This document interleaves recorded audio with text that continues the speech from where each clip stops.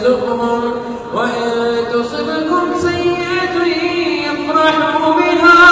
وإن تصبروا وتتقوا لا يضركم كيدهم شيئا إن الله بما يعملون محيط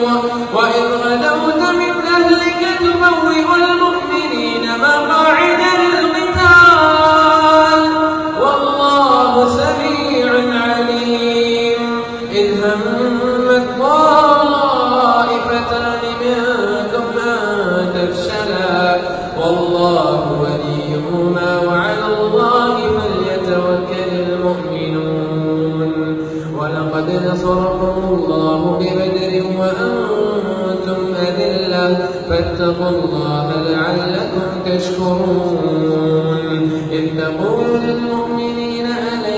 يكفيكم أن يمدكم ربكم ب3,000 من الملائكة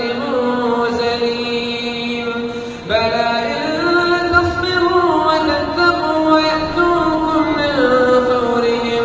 هذا يمددكم ربكم ب5,000 من الملائكة مسومين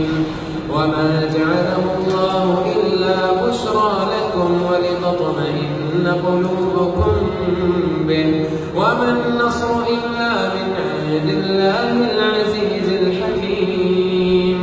ليقطع طرفا من الذين كفروا أو يكبتهم فينقلبوا خائبين